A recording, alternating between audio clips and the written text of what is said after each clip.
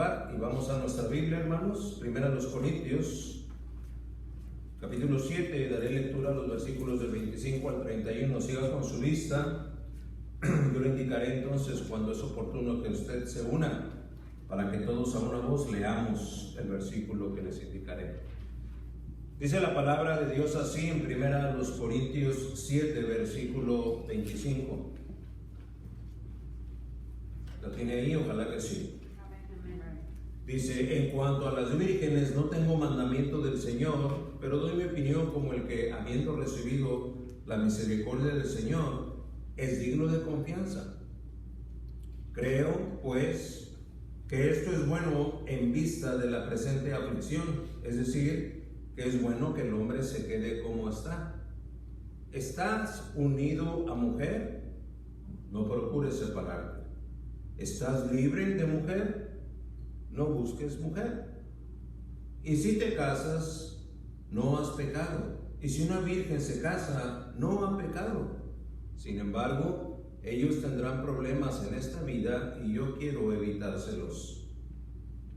Pero esto digo, hermanos, el tiempo ha sido acortado, de modo que de ahora en adelante los que tienen mujer sean como si no la tuvieran, los que lloran como si no lloraran, los que se regocijan como si no se regocijaran, los que compran como si no tuvieran nada, los que aprovechan el mundo como si no lo aprovecharan plenamente, porque la apariencia de este mundo es pasajera.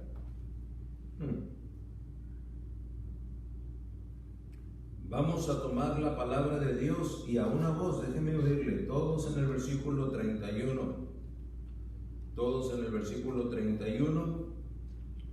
Leamos lo que la palabra de Dios dice así: los que aprovechan el mundo como si no lo aprovecharan plenamente, porque la apariencia de este mundo es pasajera. Ok, una vez más, dice así: los que aprovechan el mundo como si no lo aprovecharan plenamente, porque la apariencia de este mundo es pasajera. La apariencia de este mundo es pasajera,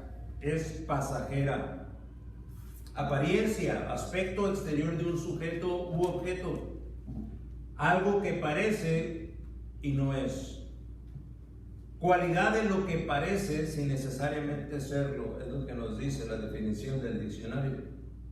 Aspecto externo que no compromete lo interno. A la par de este concepto del título de este mensaje, encontramos la apariencia de este mundo, después dice es pasajera, algo que es pasajero. Quiere decir que pasa o acontece pronto, en un breve lapso de tiempo. Pasajera o pasajero, persona que viaja en un vehículo hacia un destino definido en un tiempo que suele ser breve y determinado, y que dicha persona o no es quien conduce el citado vehículo. Tenemos un llamado definitivamente claro y cristalino como el agua. Los que somos de Dios habremos de habitar, interactuar y funcionar en este mundo con una plena y abierta conciencia. No entregaremos ningún aspecto, decisión, dedicación, ni devoción de la vida que tenemos en y por Cristo a este mundo. Habremos de estar acá hasta que Dios lo disponga, sí, pero sin dar u otorgar ningún valor de oportunidad al mundo para que éste nos atrape. Ay, ¿por qué habrá de ser así, predicador? Gracias por la pregunta. Porque este mundo, y peor aún su apariencia, es pasajera. Es neblina. Así como la santa palabra de Dios se refiere a la vida del hombre. Allá en Santiago 4:14, donde dice: sin embargo, ustedes no saben cómo será su vida mañana, solo son un vapor que aparece por un poco de tiempo. Ahí está lo pasajero. Y luego se desvanece. Allá en Salmos 96 leemos: por la mañana florece y reverdece, al atardecer se marchita y se seca, refiriéndose a la vida pasajera. Así como pasajera es la apariencia de este mundo, no dejaremos que las apariencias dicten nuestra forma de interactuar con los que nos rodean. No, tampoco permitiremos que las apariencias dicten la forma en la que nuestra devoción se rinde a Dios. Si hacemos eso, estaremos cayendo en un plan que no es necesariamente el plan de Dios, el propósito de Dios. Así es que lo que aprenderemos hoy va a contribuir en esa dirección. La apariencia de este mundo es pasajera, y vamos a orar para que el Señor nos lleve de la mano en este mensaje. Señor y Padre nuestro, estamos delante de ti en un lugar y en un tiempo que, por ser de este lado de la eternidad, es pasajero. Algunos aquí nos olvidaremos de este mensaje dentro de 1 hora o 2, tal vez. Algunos otros tal vez nos tome un poco menos o un poco más. Y por consecuencia, el exponernos a tu palabra será un evento pasajero. No obstante, lo que estaremos abordando son verdades que son eternas. Mi oración es, pues, que los efectos del conocimiento de esta verdad se conviertan en una convicción eterna para los tuyos, no pasajera. El poder de tu Santo Espíritu entonces ha de hacer de esta una convicción que rige nuestra vida, que nos lleva a disponer, a decidir y a interactuar según tú lo dispones, como resultado no de lo que es pasajero, sino de lo que es eterno. Danos pues de tu luz y unge, Señor, la predicación de tu palabra, tanto a la hora de que yo la proclamo, como a la hora de que los hermanos la reciben, tanto los que están debajo de este techo aquí hoy, como quienes habrán de oírlo en las reproducciones desde las plataformas de donde tienen acceso a esta misma. Y que en todo, Señor, tú recibas la honra y la gloria. Te lo ruego así en el nombre del Señor Jesús. Amén. La apariencia de este mundo es pasajera. ¿Lo había pensado usted alguna vez? Es apariencia. Apariencia. Cuando de apariencia se trata, el maestro en su ministerio se enfrentó a unos cuantos religiosos fariseos que querían aparentar, ¿se acuerdan? Ayer 23-27 les habla frontal y enérgicamente. Hay de ustedes, escribas y fariseos hipócritas, que son semejantes a sepulcros blanqueados. La apariencia, ¿no? Un sepulcro, ese epitafio ahí, que está sobre la superficie de la tierra, debajo de la cual hay corrupción, hay un cadáver en descomposición. Pero por encima de la tierra es un epitafio, una lápida, blanqueada, dice. Hay de ustedes, escribas y fariseos hipócritas, que son semejantes a sepulcros blanqueados. Por fuera lucen hermosos, pero por dentro están llenos de huesos de muertos y de toda inmundicia. ¿Se imagina? Yo nada más me pongo por unos segundos en la piel de aquel fariseo al que el maestro le debió haber dicho eso, y cielos, es suficiente como para que me derrita. ¿Se ha imaginado cómo reaccionaría usted delante de un Dios santo, perfecto, omnisciente y omnipresente? Para que mirándonos los ojos nos diga: hay de ustedes, hipócritas, que son semejantes a sepulcros blanqueados. Lucen bien por fuera, pero por dentro están llenos de huesos de muertos y de toda inmundicia. Y no podemos podemos alegarle al maestro como para decirle, oye Señor, está siendo muy duro. ¿Dónde está ese atributo del amor que tú tienes? Pues no dice tu palabra que tú eres amor.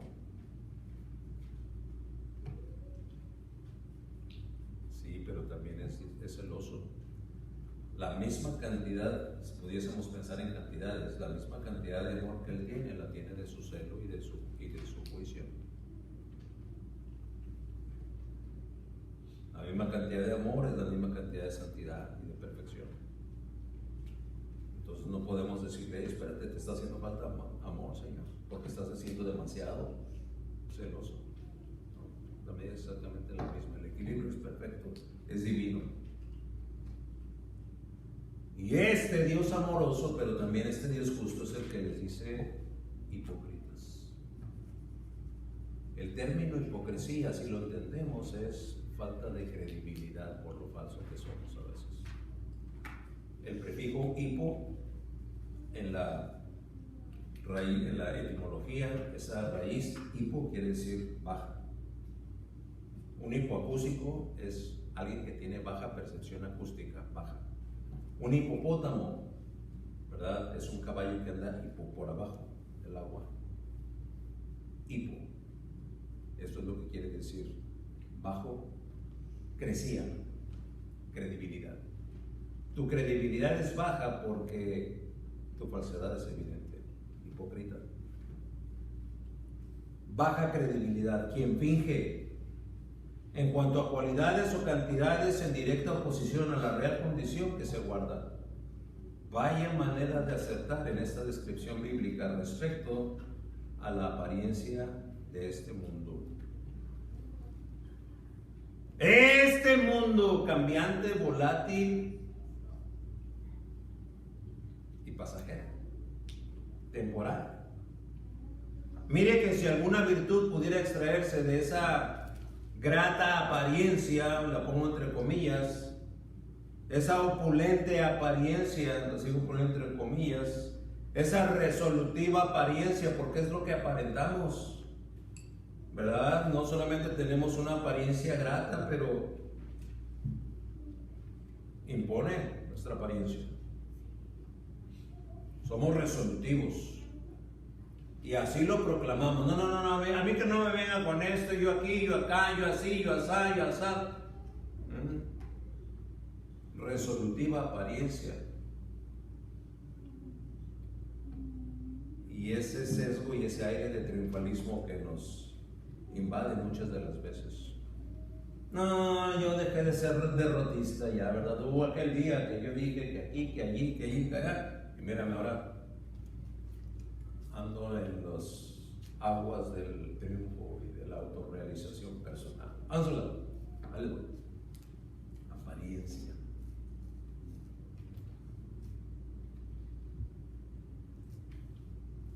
Si alguna virtud pudiera tener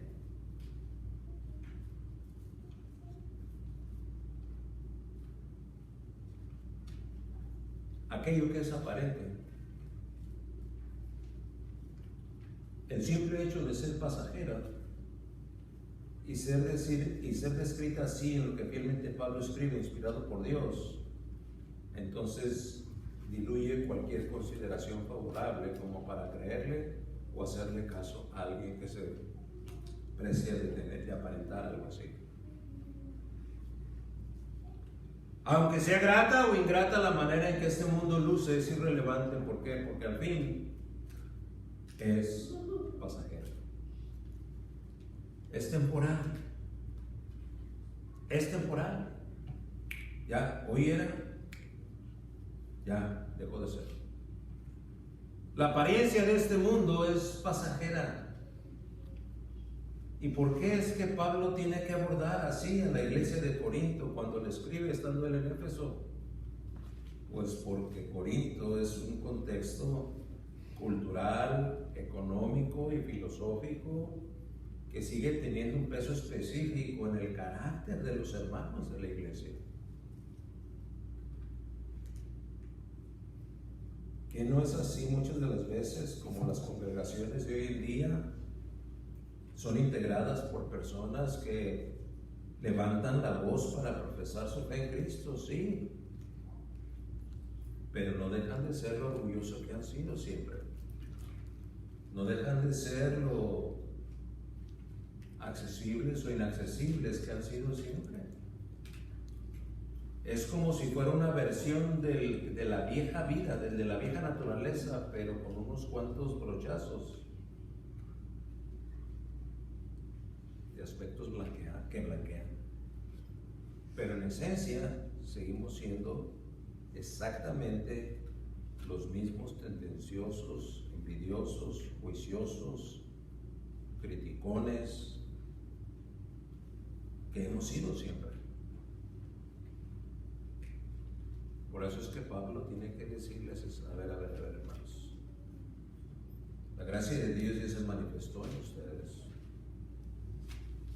Y si bien es cierto que su carne nunca va a dejar de ser lo carnal que ha sido,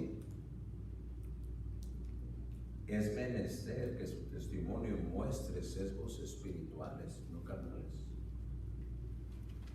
¿Usted alguna vez se ha preguntado lo carnal que es de manera inconsciente?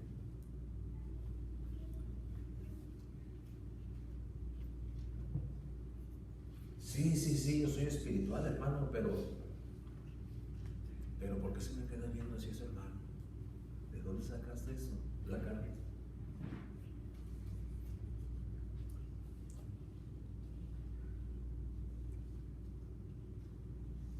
Pablo sigue atendiendo lo que como apóstol percibe en la línea mundanal de la conducta de los hermanos en la iglesia de Corinto. No ha quitado el dedo del renglón.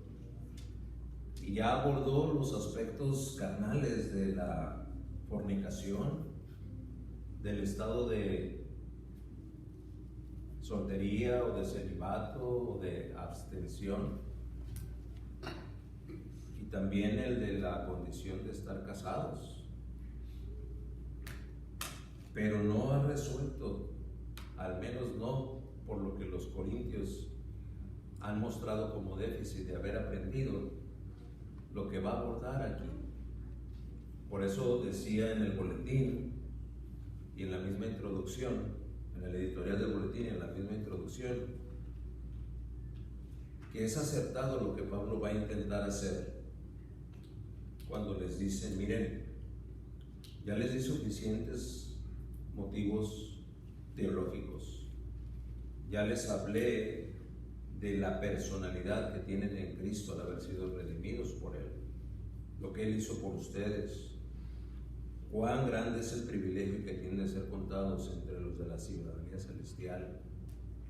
Pero si no van a hacer caso a nada de eso, cuando menos hagan caso a lo siguiente: estas apariencias que todavía les siguen pareciendo bastante atractivas son temporales, son pasajeras, dense cuenta. Y así es como encontramos el primer número del mensaje, del bosquejo de nuestro mensaje. La apariencia de este mundo es pasajera. En el versículo 25 vamos a ver la opinión del digno de confianza. Es que la fidelidad de Dios nos la encontramos en este versículo, emulada por el que escribe, inspirado por el Espíritu Santo. Pablo reserva sus escritos respetando la veracidad de lo que Dios le revela y sigue identificando lo que queda revelado para la eternidad, ya como un absoluto divino o como en este caso un consejo apostólico que no deja de ser confiable y sano. Es decir, Pablo no tomará ventajas deshonestas del ministerio que tiene como apóstol para imponer sus preferencias o opiniones como si fuesen disposiciones divinas. Y mire que si lo hubiese hecho, muchos somos los que lo hubiéramos creído precisamente por su condición de apóstol. Pero no, Pablo no lo hace. Si el versículo en sí lo vemos, veremos que lo lleva a describirse primero como digno y luego como confiable. En otras palabras, dice el versículo 25, si lo tiene ahí en su Biblia, dice: en cuanto a las vírgenes no tengo mandamiento del Señor. Dice, pero doy mi opinión. ¿Nota usted lo fiel que es Pablo? No le va a enjaretar a Dios o una prescripción divina en lo que él va a opinar. Y dice: esta opinión la presento delante de ustedes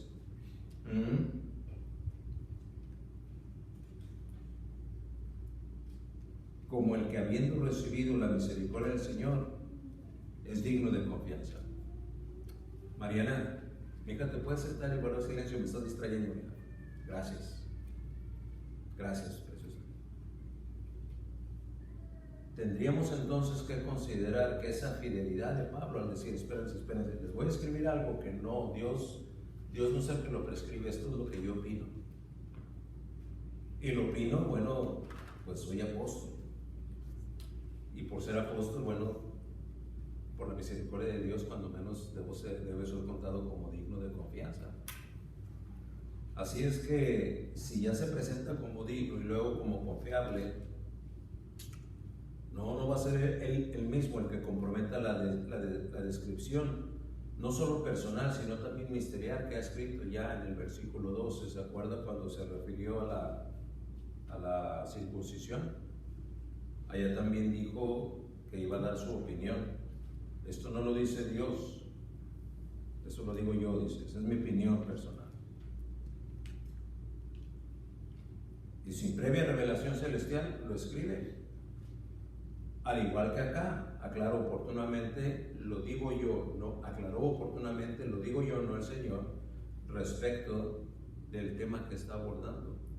Esa es la opinión de un digno de confianza. Oiga, pero entonces ¿no fue Dios quien lo dijo? No fue Dios quien lo dijo, pero sí fue Dios quien lo permitió. Y por eso tiene un valor divino, un valor de trascendencia divina. Haremos bien entonces en escuchar la opinión de Pablo. La apariencia de este mundo es pasajera. En los versículos 26 y 27 vemos el punto número 2. Una aflicción presente tanto de libres como de unidos, tanto de solteros como de casados. Y acá habla de una aflicción presente. ¿Quiere decir que tanto casados como solteros tienen aflicciones? Exactamente, acertó. ¿Verdad? Irán creyó que iba a ser muy feliz ahora que está casado, el hijo mío, pero ahora cada vez que habla conmigo me tiene por ahí un pendiente que le está pidiendo. Y digo: bienvenido al mundo de los casados, a ese selecto grupo de quienes, teniendo cónyuge, creyó que ya iba a ser todo bien sobre hojuelas, pues resulta que hay más hojuelas que bien. Una aflicción presente de libres y unidos. La aflicción, hay quien ha dicho, es el ingrediente que nunca ha de faltar en la experiencia humana. La vida en estas dimensiones está cargada de aflicciones. Hay pena, tristeza, amargura, desesperación, ansiedad, pánico, sufrimiento física y emocionalmente, aflicciones, tortura, agonía, mortificación. ¿Acaso no lo escribe Juan así allá en el 16:33? Y está describiendo las palabras del Maestro. Estas cosas las he hablado para que en mí tengáis paz. En el mundo tienen tribulación, aflicciones. Pero confíen, yo he vencido al mundo. Atendamos esta afirmación que desde su omnisciencia el Maestro hace. Es que mire, hay veces que oímos el consejo divino, el consejo de la palabra de Dios, y creemos que es nada más una opinión piadosa. Bien haremos en considerar que es una declaración de absolutos. No hay nada que tenga más valor que algo que emite la sabiduría y la omnisciencia de Dios. En otras palabras, no hay algo que pueda tener más conocimiento tanto de lo presente como de lo porvenir, así como de lo pasado, que lo que declara Dios. ¿Por qué será que algunos de nosotros todavía tenemos la tendencia de que dice la Biblia y decimos, pues eso dice la Biblia, ¿verdad? Pero lo que yo digo es, oiga, ¿a poco lo que usted dice tiene más peso que lo que dice la Biblia? Por eso aquí remarco y pongo ahí que es desde la omnisciencia de Dios. ¿Qué es omnisciencia? Díganos qué es omnisciencia, hermano. Todo lo que Dios ya lo sabe, ya lo conoce. Exacto. Todo conocimiento. Todo conocimiento. Yo puedo tener mucho conocimiento, pero conforme más conocimiento adquiero, me doy cuenta que es más lo que ignoro que lo que conozco. Pero el omnisciente, todo lo que conoce, lo confirma conocido y confirma conocido todo lo que ni se imaginó que conocía. Lo conoce. Lo conoce. ¿Dónde lo aprendió? Él es todo conocimiento. Porque entonces, si Él declara una declaración de este tamaño, la ponemos en tela de juicio contra lo que yo conozco. Pues eso es lo que dice Dios, ¿verdad? Pero yo digo que esto así no es. Ah, cara, ¿nota usted el grado de nuestra necedad? No, bueno, sí dice así, pero es que la interpretación y la cultura y el momento razonamientos necios, que todo lo que están intentando hacer es llevarnos a justificar nuestra necedad. Atendamos esta afirmación que desde su omnisciencia el maestro hace. La traducción de esta conjugación del verbo nauristo según el griego lo expresa acertada y atinadamente. Tienen aflicción, tienen tribulación, es un eterno presente. Hace 6,000 años tienen tribulación, hace 2,000 años tienen tribulación, ayer tienen tribulación, hoy tenemos tribulación. Es el eterno presente, la conjugación de este verbo. Y es el maestro el que dice, estas cosas las he hablado para que en mí tengan paz en el mundo. Tienen tribulación. No, yo soy súper feliz. Ahí está viendo un mentiroso. No nos pasa de repente. Hace tiempo que no vimos alguna amistad o algún familiar. Oye, ¿cómo te ha ido? ¿Cómo has estado? Mira, yo pleno, feliz. Gracias a Dios, mira, y gracias a mi esfuerzo y a mi trabajo, mira, estoy plena y absolutamente realizada. A ver, cuéntame ahora otra mentira. No, yo te estoy diciendo la verdad. Pues entonces, para que eso que tú me dijiste sea verdad, lo que declaró el Cristo tendría que ser mentira. ¿Por qué? Porque Él dice que tienen aflicción. ¿Tienen aflicción? Pues yo creí que venía el conocimiento de Dios y vivir la vida cristiana y en todo iba a ser pura felicidad. Esa es una presuposición errada. La aflicción es algo que acompaña al ser humano, pero se acentúa en el que es de Cristo.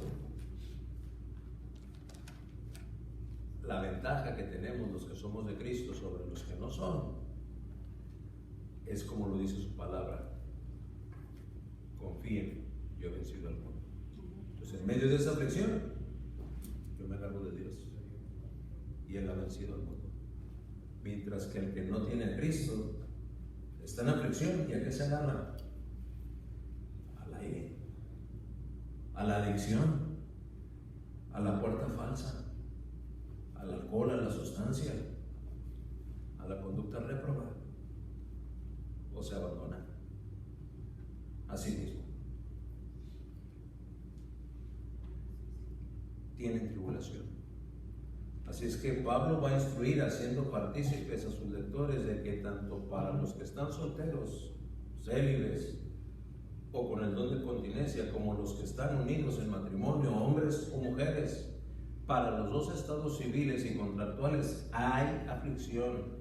Están en el mundo, el ideal escenario de la aflicción. Tanto unos, los solteros, como nosotros, los casados, habrían de tener que resolver las aflicciones resultantes de este estado contractual. Se puede entonces suponer, sin poder asegurar lo que esa aflicción presente es referida así por el entorno cultural en una ciudad como Corinto. Las corrientes filosóficas, económicas, políticas, que no dejaban de tener una vigente presión política y social en los hermanos, que ya eran miembros de la iglesia, que ya venían y escuchaban predicación y cantaban alabanzas y agarraban el tequilín y elevaban esas preciosas porciones de adoración a Dios. Pero salían de esa puerta y la presión de todo aquello alrededor de ellos seguía teniendo vigencia. Era una provincia griega. De este lado ya de la historia, ahora sabemos que posterior a esta carta que ellos recibieron, aproximadamente 10 años después de haberla recibido, Corinto fue invadida por el Imperio Romano y sometida y conquistada por los romanos. Es posible y muy probable imaginarse la precariedad que vivirían en plano familiar. Aquellos casados, imagínense, tendrían un chiquillo de 5, 6, 7 años. ¿Cómo resolvería aquel hermano en la iglesia de Corinto que había recibido esta instrucción hacía algunos años, cuando entra la invasión de los romanos y hace precaria y difícil la situación ahí, cuando tenía un chiquillo de 7, 8, así como Mariana ahorita que la estoy viendo aquí? ¿Cómo sería más fácil sortear eso? Mátenme a mí, pero a mi hijo déjenlo. No, pues vamos a matar a tu hijo. Eso es una aflicción. No está hablando al tanteo. Bueno, debo decir, no está escribiendo al tanteo.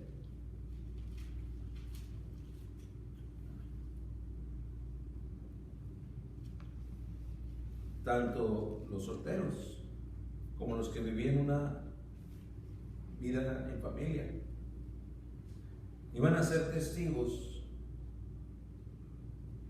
de una ciudad derrotada y conquistada por una potencia militar cruel y despiadada. ¿Cómo sería la vida en la que aquel matrimonio tenía una hija virgen y llegaban los romanos y la violarían delante de ellos? Eso es aflicción, ¿no? Por eso la instrucción de Pablo es más que oportuna. ¿Sabe qué hace la instrucción de Dios siempre? Oportuna. A ninguno que nos alcanza la calamidad, a ninguno le sería válido decir, es que a mí nadie me enseñó, nadie me instruyó. Dios es fiel. Por seguro. Cuando algo así nos viene a suceder, el Espíritu Santo inmediatamente, como si detonara un pequeño botoncito rojo en nuestra memoria, y decir, yo sabía que lo debes hacer. A esto se refería Dios cuando aquella vez me hizo detenerme y ahora no me detuve, y mira, aquí está la consecuencia. Así es la fidelidad de Dios.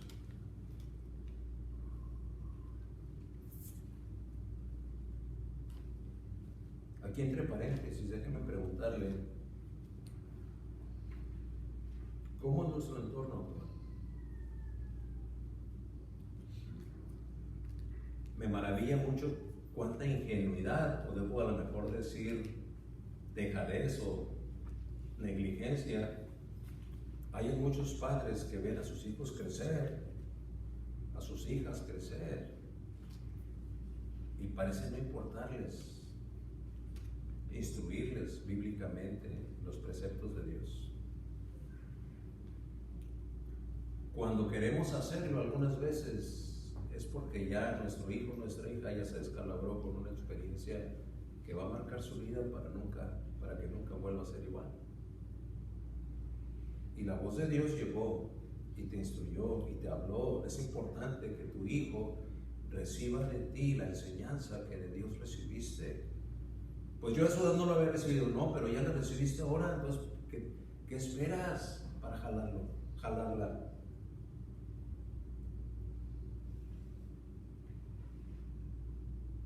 ¿Cómo es nuestro entorno actual? No se llamen las redes sociales, cuando no las malas amistades en la escuela. Nos llevan 20 pasos adelante. Por eso nuestros hijos no quieren pasar tiempo con nosotros ni les interesa. ¿Sabe por qué? Porque la red social y sus amigochos y sus amigallas y los tiktokers y todos esos sí son atractivos para ella. A ver, hijo, vente, vamos a platicar. Ay, ¿qué quieres, papá? ¿Con qué vamos a salir ahora? A ver. Nomás te aviso, no tengo tiempo para tus sermones. Bueno, pues está bien, pues. Ahí déjalo en otra ocasión. ¿De dónde sale esa dejadez?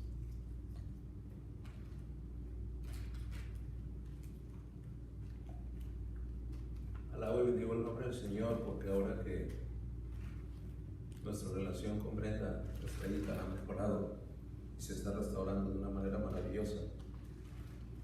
Es la misma chiquilla que me preguntaba preguntas bíblicas.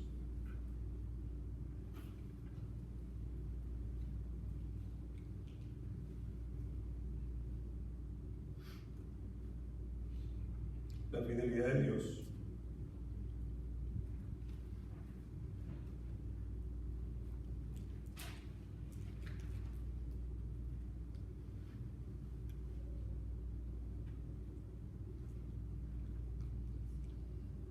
Buenos días, papi.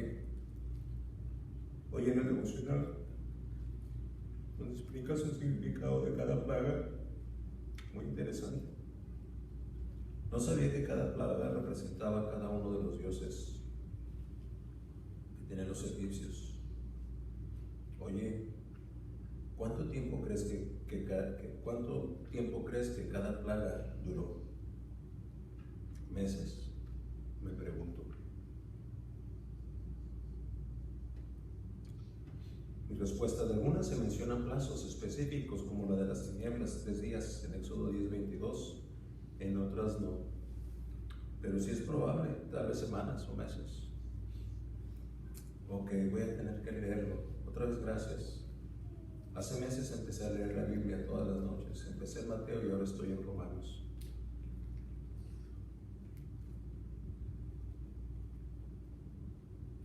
Ella veía leer a su abuela y a su padre. Anoche leí el capítulo 15 y me sorprendí que decía que Pablo quería ir a España. Y me pregunté, ¿Pablo sabía español? Le contesto, no hay registro de que fuera hispanoparlante, pero indiscutiblemente en España se hablaba el griego. Ah, ok. La gracia de Dios.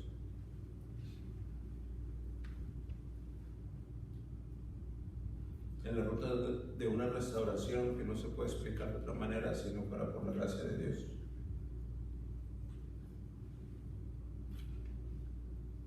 ¿Cuánto le hace falta para que una conversación con su hijo sea así? O mejor, porque esto no es nada comparado a lo que Dios puede hacer.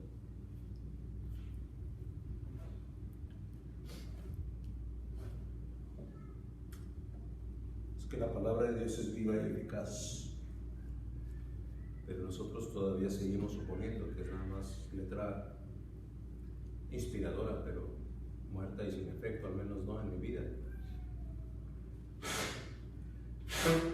Y entonces tiene más vigencia un mundo temporal que está lleno de apariencias, pero que son temporales.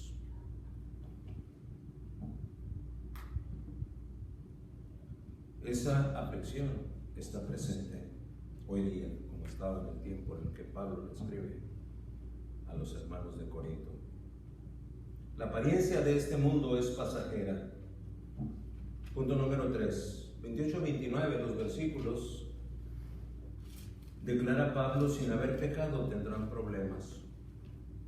Sin haber pecado tendrán problemas. Mire, si tiene ahí todavía la Biblia, si no, escuche. Versículo 28.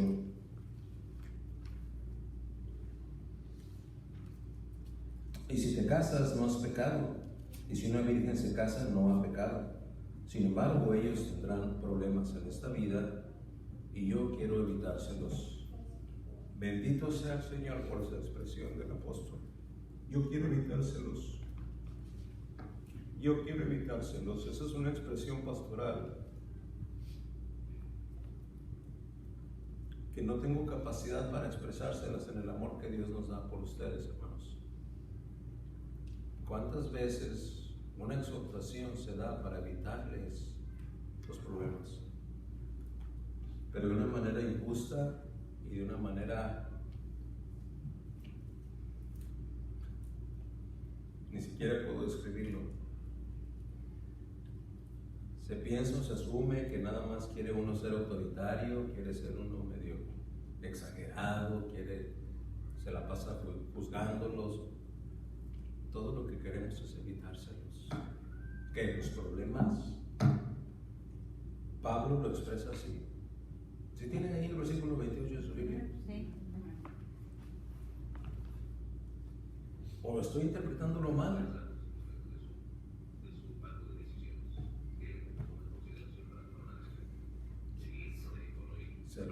Se activó uno de los devocionales. Disculpe.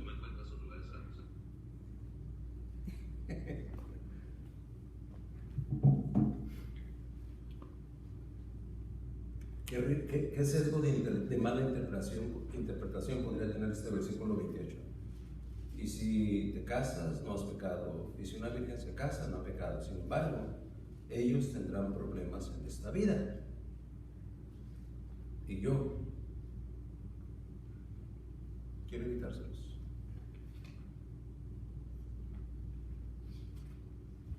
En el amor del Señor le digo, hermano, está a años de luz una intención mía de ofender a alguien aquí. El amor de Dios me alcanza para poder decirle y confirmarle que aún mi silencio a veces está ahí con la intención de evitarle los problemas. Mire, yo por muchos años he estado sentado en la banca, he sido oveja, y había veces que yo no me quería acercar a mi pastor para que me preguntara algo, porque para responderle de una manera que no fuera tan denigrante para mi vileza, tendría que mentir.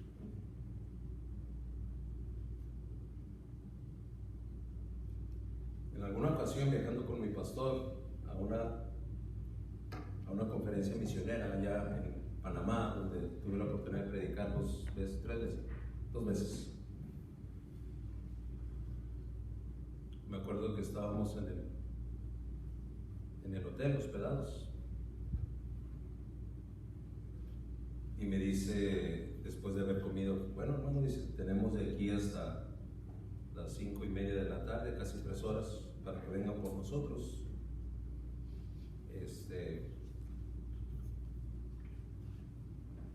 ¿Qué quiere hacer? ¿Nada más descansar? ¿Dormirse?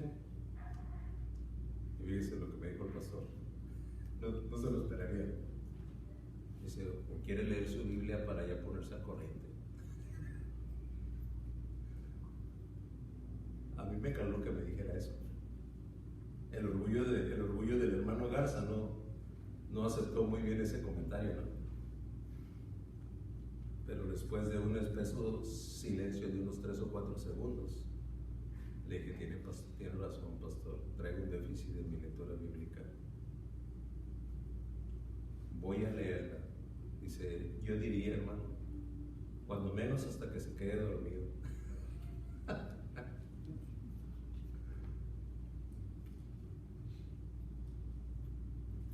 Me habló como pastor. Muchas de las veces yo me quedo en silencio, ¿verdad? ¿Cómo está, hermano? Gusto de verle. Y no le digo más porque no quiero preguntarle algo para lo que usted tenga que mentir. Quiero evitarle que por responderme de una manera un poco decorosa tenga usted que mentir. Así es como podemos entender entonces un poquito la postura del apóstol. esta cosa.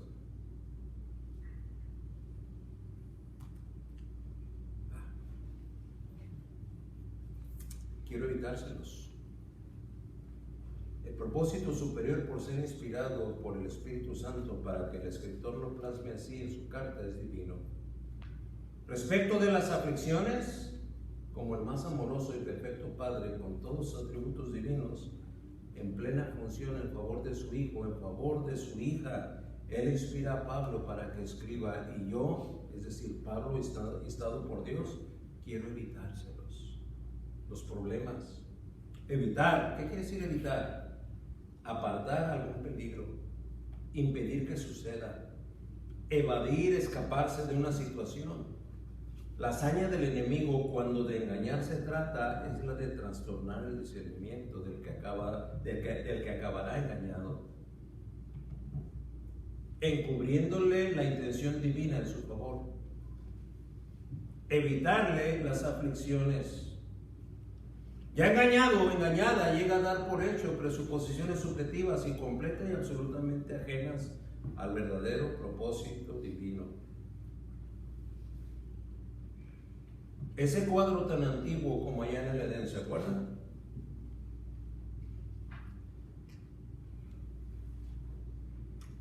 El segundo himno que cantamos menciona precisamente el Edén. No sé cuántos se dieron cuenta. El Señor Dios tomó al hombre y lo puso en el huerto del Edén para que lo cultivara y lo cuidara, nos dice Génesis 2:15. El Señor Dios tomó al hombre y lo puso en el huerto del Edén para que lo cultivara y lo cuidara. El hombre no era capaz de ir por propio pie, así como el hombre no es capaz de ir al estado del conocimiento de Dios y la salvación por propio pie tiene que ser traído por Dios. Juan 6:44 nos lo enseña. Pues así, Dios tomó al hombre y lo puso en el huerto del Edén para que lo cultivara y cuidara. Versículo 16, estoy en Génesis 2, y el Señor Dios ordenó al hombre, no que usted dice, ordenó al hombre, no le informó, no se lo sugirió, fue una orden. Dios ordenó al hombre: de todo árbol del huerto podrás comer. Estamos todavía en el marco de la orden que el Señor Dios ordenó al hombre. Versículo 17. Pero el árbol del conocimiento del bien y del mal no comerás, porque el día que de él comas, ciertamente morirás. La aflicción llegará a tu vida. La intención divina de esta instrucción es que esa aflicción pueda ser evitada. Esa, en el caso del Edén, la de la muerte. Si tú vienes y comes de este árbol, vas a morir. Morirás, dice.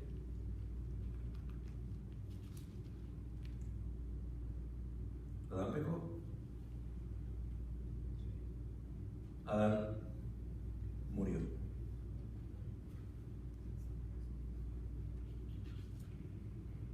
Pero ¿cuál fue y aún ahora es la intención del enemigo? ¿Y cómo habría de cumplir con esa diabólica intención? Gracias por preguntar, lo encontramos en Génesis 3. En el versículo 1, después de que el diálogo entre la serpiente y Eva se da, astutamente Satanás dice: con que Dios les ha dicho no comerán de ningún árbol del huerto. Empieza a poner ahí la duda. ¿Para qué? Para diluir el consejo de la orden de Dios. Y es exactamente la misma dinámica que seguimos ustedes y yo.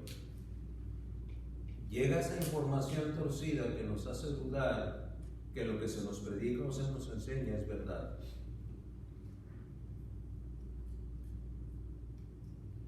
¿De dónde vendrá esa voz?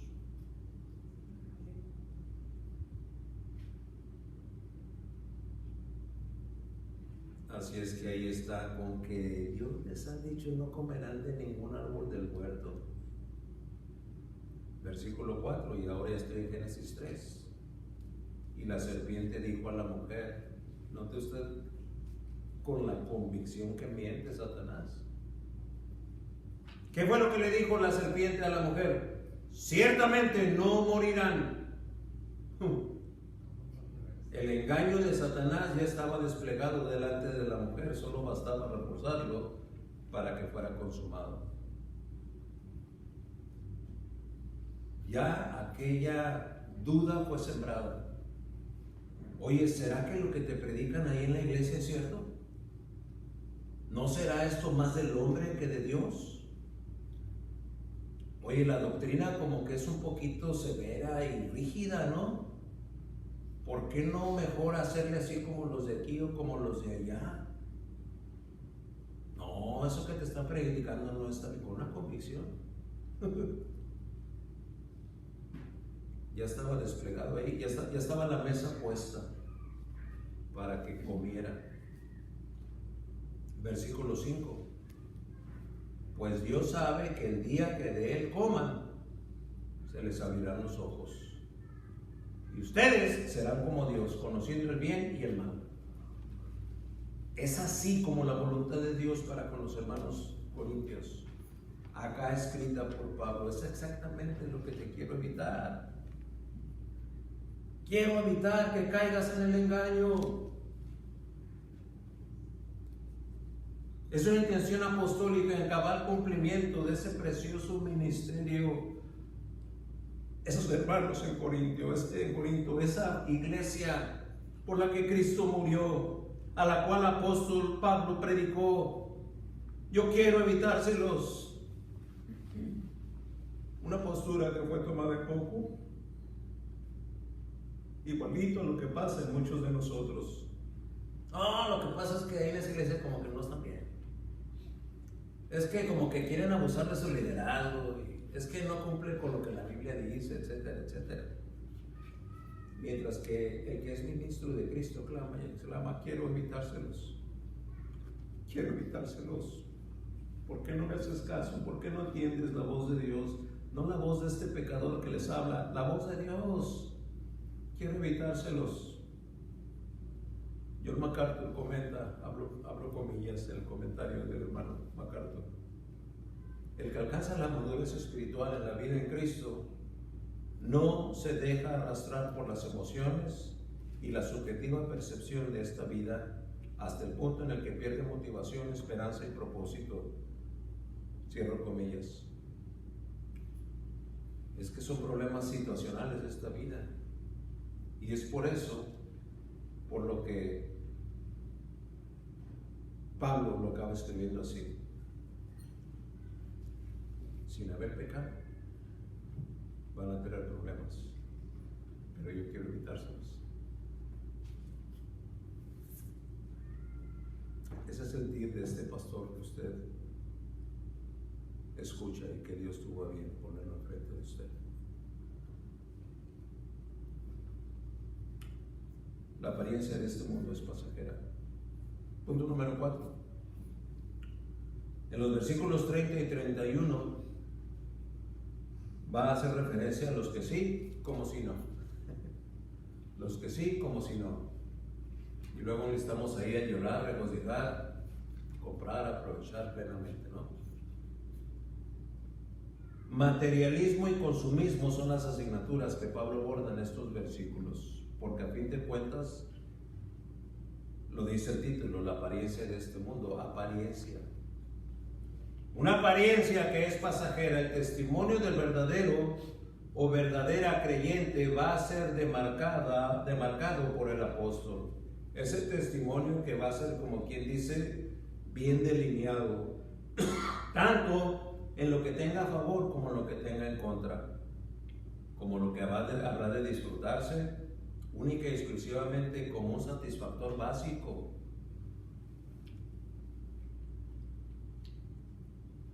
Un satisfactor básico a una necesidad que se tiene y no más. Los que somos y las que son verdaderas o verdaderos creyentes no van a ser partícipes de las actividades de este mundo, llámense actividades sociales, recreativas, humanas, al punto en el que los asuntos celestiales, ministeriales o devocionales se vuelvan secundarios o alternativos. No. Solamente se lo estoy comunicando. No digo que usted tiene o debe, solamente le comunico que los que son verdaderos, o los que somos verdaderos, o las que son verdaderas creyentes, no digo que no tienen que ser participantes ni que no deben ser participantes, digo no van a ser participantes de las actividades de este mundo, actividades sociales recreativas humanas, al punto en el que los asuntos celestiales, ministeriales o devocionales se vuelven secundarios o alternativos. ¿Va a ser en la iglesia? Pues déjame ver, no, a ver a qué vas a hacer el concierto. ¿Qué te parece si nos reunimos para tener un tiempo devocional? Deja ver si no me habla mi camarada para ir al partido. Y entonces quedan de alguna manera subrogados los aspectos espirituales en mi vida. ¿Por qué? Porque lo que importa son estas actividades sociales recreativas humanas por encima de los ministeriales o devocionales. Habrá contrapesos cuidadosamente cuidados y de los cuales mediante la oración aspiraremos conscientemente a no relegar o subestimar o aún llegar a despreciar lo espiritual por lo temporal. De no hacerlo, quiero decir, estaremos comprometiendo nuestro testimonio, no delante de Dios, pues Él sabe bien quién es usted y bien sabe Él quién es el que habla, pero nuestro testimonio delante de quien nos rodea, delante del prójimo, ya sea que conozcan o no conozcan a Cristo y lo reconozcan o no como Salvador de su vida. Pablo está dejando en claro el alto valor de un testimonio que no es, o debo decir, no ha de ser circunstancial. El carácter pasajero del mundo actual, temporal dijimos, ¿verdad? Ese es el carácter pasajero del mundo actual, acarrea afanes y ansiedades. Y esos son afanes y ansiedades que no le corresponde a un verdadero o a una verdadera hija de Dios resolver, ni tampoco ser víctimas de los tales. El llamado es a mantener la paz del corazón por encima del oleaje de los quehaceres cotidianos. Ni los días de fiesta ni los días de duelo habrán de alterar el temple del ánimo del creyente. Adquirir o perder posesiones temporales no es de importancia primordial. Lo que sí tiene importancia es la trascendencia de lo eterno. No, hijos o hijas de Dios, no vamos a depender de si las circunstancias son urgentes o convencionales. No vamos a depender de si son especiales o ordinarias. No vamos a depender de si son importantes o convencionales, o de si son urgentes o de ocasión. Sí, como creyentes vamos a servirnos de las cosas de este mundo, pero como quien no se deja absorber por ellas. Pablo nos instruye a ser dueños de toda clase de situaciones. Vamos a llorar, sí, pero no nos vamos a abandonar allá. Vamos a regocijarnos, sí, pero no hacer del regocijo el único móvil de nuestro estado de plenitud.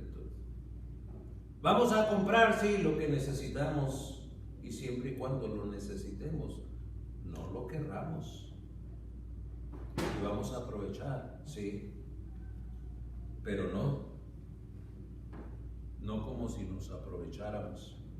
El éxito comercial de muchas casas comerciales, inventan. De la nada se crea una presunta necesidad. Ya vemos quienes podemos tener un guardarropa donde no cabe una sola prenda más, pero nos disparan una publicidad en donde nos dicen: ahora viene el color del otoño, el color que estabas esperando, ordénalo a mitad de precio, recíbelo mañana. Y le damos el ente, ¿verdad? Ya no cabe en el closet. hacen suponer que lo necesitamos. Entonces vamos a aprovechar, pero como si no aprovecháramos plenamente. La apariencia de este mundo es pasajera. Todos los que me escuchan, tanto debajo de ese techo en este momento, como los que pueden escuchar en las redes o en las plataformas donde se reproduce este mensaje, déjenme concluir así. La apariencia de este mundo es pasajera. La vida que hay en Cristo, no. La vida que hay en Cristo es eterna. No más sacrificar lo eterno en el altar de lo que es temporal. No más atención a lo que es apariencia, sí, toda nuestra atención y dedicación a lo que es real y verdadero. La vida eterna está esperando a todo aquel que cree. ¿Usted ya ha creído en Dios para salvación y vida eterna?